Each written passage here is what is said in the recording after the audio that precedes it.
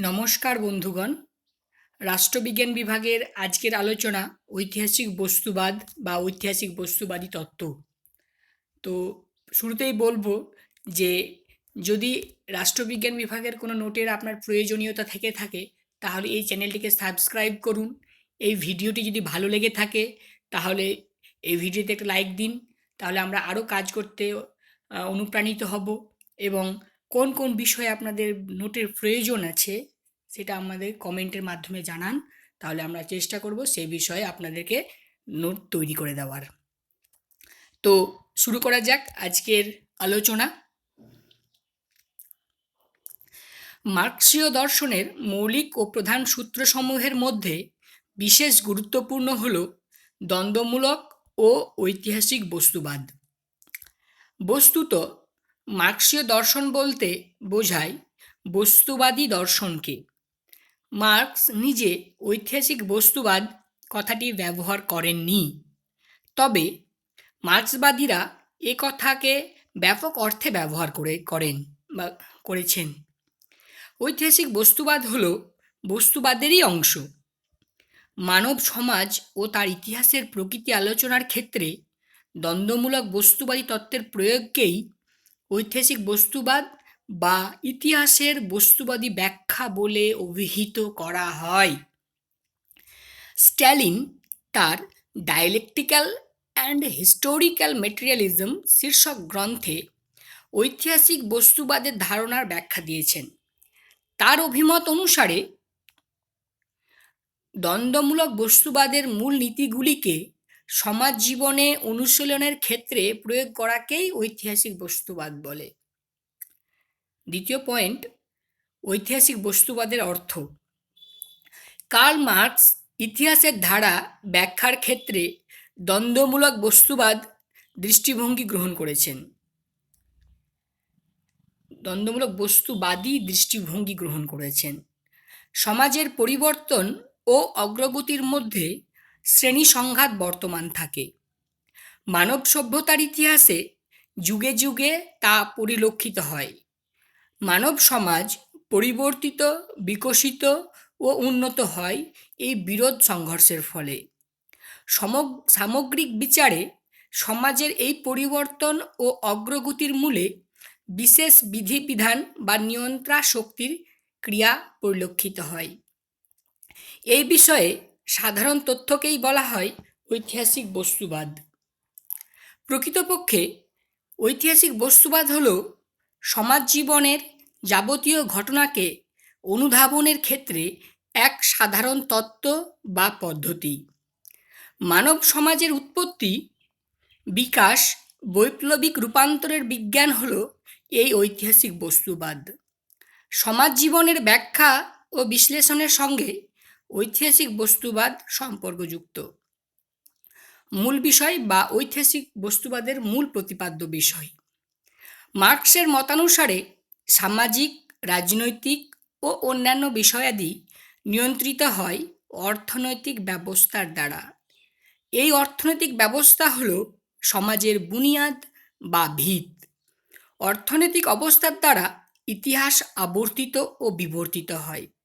এই বিবর্তনের প্রধান কারণ হল ধন উৎপাদন ও বন্টন ব্যবস্থার বিধানসমূহ, অর্থাৎ অর্থনৈতিক বুনিয়াদ উপরিকাঠামোকে প্রভাবিত করে। সমাজ পরিবর্তন ও শ্রেণী সম্পর্কের মূল কারণ হল সমাজের উৎপাদন ব্যবস্থা। মার্ক্স নিজে মানবজাতির ইতিহাসকে বিশ্লেষণ করেছেন অর্থনৈতিক স্বার্থের পরিপ্রেক্ষিতে ও শ্রেণী সংগ্রামের কষ্টিপাথরে। এইভাবে তিনি প্রমাণ করেছেন যে পরস্পর বিরোধী স্বার্থযুক্ত শ্রেণীসমূহের অস্তিত্ব উৎপাদন শক্তি ও উৎপাদন সম্পর্কের ফলশ্রুতি। মানব সমাজের ক্রমবিবর্তনের প্রতিটি অধ্যায়ে এই কথা সমভাবে প্রযোজ্য। এটাই হলো ঐতিহাসিক বস্তুবাদের মূল কথা, বা এটিই হলো ঐতিহাসিক বস্তুবাদের মূল কথা। উৎপাদন পদ্ধতির গুরুত্ব। এটা একটা পয়েন্ট, উৎপাদন পদ্ধতির গুরুত্ব। মার্ক্সীয় তত্ত্ব অনুসারে উৎপাদন পদ্ধতি হল সব কিছুর মূল। প্রধানত উৎপাদন পদ্ধতির পরিবর্তন সমাজ কাঠামোর পরিবর্তন সূচিত করে। প্রকৃতির বিভিন্ন বস্তু ও শক্তির উপর মানুষের শক্তি প্রয়োগ করে যে বৈষয়িক দ্রব্য সৃষ্টি করা হয়, এই প্রক্রিয়াকে বলা হয় উৎপাদন পদ্ধতি বা মোড অফ প্রোডাকশন। উৎপাদন পদ্ধতিতে প্রকৃতির সঙ্গে মানুষের যেমন সংযোগ স্থাপিত হয়, তেমনি মানুষের সঙ্গে মানুষের সম্পর্কও স্থাপিত হয়। মার্কস বলেছেন, উৎপাদনের ক্ষেত্রে মানুষ কেবল প্রকৃতির উপর কাজ করে না, পরস্পরের উপরেও কাজ করে।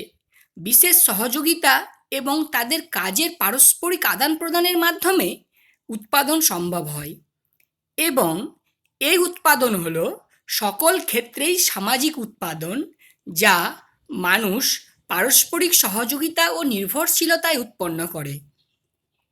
নেক্সট পয়েন্ট, উৎপাদন শক্তি ও উৎপাদন সম্পর্ক।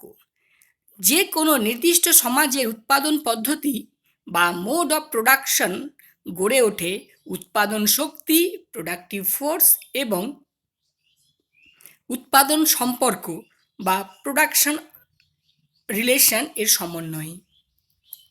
প্রকৃতির সঙ্গে মানুষের সম্পর্ক স্থাপিত হয় উৎপাদন শক্তির মাধ্যমে। উৎপাদন শক্তি বলতে বোঝায় শ্রমিক ও তার শক্তি এবং আনুষাঙ্গিক যন্ত্রপাতি, হাতিয়ার প্রভৃতিকে। উৎপাদন সম্পর্ক বলতে বোঝায় উৎপাদন প্রক্রিয়ার মধ্যে মানুষের পারস্পরিক সম্পর্ককে। উৎপাদন বলতে আরও বোঝায় সামাজিক উৎপাদনকে, কারণ মানুষকে উৎপাদনের কাজে পরস্পরের সম্পর্কে আসতে হয়। এই সম্পর্ক পারস্পরিক সাহায্য, সহযোগিতা ও শোষণহীন হতে পারে। এই সম্পর্ক প্রভুত্ব ও অধীনতার হতে পারে। আবার এ সম্পর্ক একটি স্তর থেকে অপর স্তরে উত্তরণের অন্তর্বর্তীকালীন সম্পর্কও হতে পারে। তবে যে কোনো এক ধরনের উৎপাদন সম্পর্ক সকল সমাজ ব্যবস্থাতেই অপরিহার্যভাবে বর্তমান থাকে। আর এই উৎপাদন সম্পর্কের পরিবর্তনের ফলে সমাজ ব্যবস্থার পরিবর্তন সূচিত হয়। তবে এখানে উল্লেখ্য যে সমাজ পরিবর্তনের ক্ষেত্রে নতুন উৎপাদিকা শক্তি ও সম্পর্ক নতুন কোনোভাবে সৃষ্টি না হয়ে সৃষ্টি হয় পুরাতন সমাজ ব্যবস্থার মধ্যে চলতে থাকা উৎপাদন সম্পর্কের ভিত্তিতে। কার্ল মার্কস ক্যাপিটাল গ্রন্থে বলেছেন, পুরাতন সমাজ ব্যবস্থার গর্ভে নতুন সমাজের উদ্ভবের সময় শক্তি ধাত্রী হিসাবে কাজ করে। শক্তি বলতে এখানে সে প্রথমে যে শক্তি উৎপাদন শক্তি তাকেই বোঝানো হয়েছে। তার নিজের কথায়, force is the midwife of every old society pregnant with a new one. উৎপাদন শক্তির ব্যক্তিগত ও সামাজিক এই দুই ধরনের হতে পারে। উৎপাদন শক্তিকে তখনই ব্যক্তিগত প্রকৃতির বলা হয় যখন হাতিয়ার সচল রাখার ক্ষেত্রে ব্যক্তির শ্রম কার্যকরী ভূমিকা গ্রহণ করে, এবং যখন ব্যক্তির প্রয়োজনীয় দ্রব্য সামগ্রী উৎপাদনের উদ্দেশ্যে উৎপাদনের উপকরণে প্রয়োগ করা হয়। অপরদিকে উৎপাদন শক্তিকে তখনই সামাজিক প্রকৃতির বলা হয় যখন সমষ্টিগত মাধ্যমে শ্রমের হাতিয়ারকে সচল রাখার ব্যবস্থা করা হয়। উৎপাদন শক্তি ও উৎপাদন সম্পর্কের বিরোধ। মার্ক্সীয় মতানুসারে সমাজের প্রত্যেক ক্ষেত্রেই বিরোধ বর্তমান। উৎপাদন শক্তি ও উৎপাদন সম্পর্কের মধ্যে বিরোধ শুরু হয়। উৎপাদনের গতি মন্থর বা দ্রুত যাই হোক না কেন, পরিবর্তিত, বিকশিত ও উন্নত সমাজ ব্যবস্থায় উৎপাদন শক্তি উৎপাদন ব্যবস্থার স্বার্থে এক নতুন উৎপাদন সম্পর্কে সংযুক্ত হতে থাকে, এবং সমকালীন প্রাধান্যকারী শ্রেণীর স্বার্থ পুরাতন উৎপাদন ব্যবস্থার সঙ্গে টিকে থাকতে চায়। এই শ্রেণী পুরাতন উৎপাদন ব্যবস্থাকে অব্যাহত রাখতে চায়, ফলে তারা নতুন উৎপাদন ব্যবস্থার বিরোধিতা করে। এই অবস্থায় নতুন উৎপাদন শক্তি ও সম্পর্কের সাথে পুরাতন উৎপাদন সম্পর্কের বিরোধ সৃষ্টি হয়। এই বিরোধের অবসান তখনই হয় যখন পুরাতন ও পশ্চাৎপদ উৎপাদন সম্পর্কের বিনাশ ঘটে এবং নতুন ও উন্নততর উৎপাদন শক্তির সামঞ্জস্যপূর্ণ এক নতুন উৎপাদন সম্পর্ক গড়ে ওঠে। ফলে পুরাতন সমাজ ব্যবস্থার বিলুপ্তি সাধন ঘটে এবং নতুন এক সমাজ ব্যবস্থা গড়ে ওঠে। একে বলা হয় সামাজিক বিপ্লব। উৎপাদন সম্পর্কের ঐতিহাসিক বিবরণ। মানব সমাজের আদিম অবস্থা থেকে বর্তমান কাল পর্যন্ত বিবর্তনের ইতিহাস পর্যালোচনা করলে দেখা যাবে যে উৎপাদন শক্তির উন্নতি ও পরিবর্তনের সঙ্গে সামঞ্জস্য বজায় রেখে উৎপাদন সম্পর্ক এবং অর্থনৈতিক সম্পর্কের উন্নতিরও পরিবর্তন ঘটে। যেমন আদিম সমাজ ব্যবস্থায় সমগ্র সমাজে ছিল উৎপাদনের উপাদানসমূহের মালিক। এই সময় উৎপাদনের উপকরণ এর উপর কোনো ব্যক্তিগত মালিকানা ছিল না কোনো রকম শ্রেণীভেদ বা শ্রেণী শোষণ। পরবর্তীকালে ব্যক্তিগত মালিকানা শুরু হলে দাস সমাজে দাস মালিকরা ছিলেন উৎপাদনের উপকরণ এবং দাসদের মালিক। এর পরবর্তীকালে নতুন সমাজ ব্যবস্থায় উৎপাদনের উপকরণের মালিক হলো সামন্ত প্রভুরা, আর উৎপাদনে নিযুক্ত শ্রমিকরা হলো ভূমিদাস। ফলে উৎপাদন সম্পর্ক নিয়ন্ত্রণ সামন্ত প্রভুদের হাতে চলে যায় এবং সমাজে শোষণ ও ব্যক্তিগত মালিকানা বৃদ্ধি পায়। এই উৎপাদন সম্পর্কের প্রতিবন্ধকতা হিসাবে সৃষ্টি হয় উৎপাদন সম্পর্কে যন্ত্রশিল্পের বিকাশ। ফলে নতুন উৎপাদন সম্পর্কের চাহিদার জন্য উৎপাদন ব্যবস্থার পরিবর্তন সাধিত হয় এবং সামন্ততান্ত্রিক সমাজ ব্যবস্থা থেকে পুঁজিবাদী সমাজে রূপান্তর হয়। পুঁজিবাদী ব্যবস্থার যাবতীয় উৎপাদন উপকরণের মালিক হলো পুঁজিপতি শ্রেণী এবং শ্রমিকরা নিযুক্ত হলো উৎপাদন শক্তির সাথে। ফলে শ্রমিকদের সাথে বঞ্চনা সৃষ্টি হয় ও সমাজে শোষণ বৃদ্ধি পায়। এইভাবে কার্ল মার্কস ইতিহাসের বিভিন্ন স্তরে দান্দিকতার নীতি ও উৎপাদন সম্পর্কের সৃষ্টি বিনাশের মধ্যে সমাজের ক্রমবিবর্তনের ধারণাকে আলোচনা করেছেন। এখানে বলি যে আমি সমালোচনা মাত্র 3টেই যুক্ত করেছি। আপনারা যে কোনো বই দেখে অনেকগুলো সমালোচনা দিয়েছে, আমি সেগুলোকে এখানে খুব বেশি বলিনি। আপনারা একটু অ্যাড করে নেবেন, তাহলে আপনাদের অনেক সুবিধা হয়। সমালোচনা।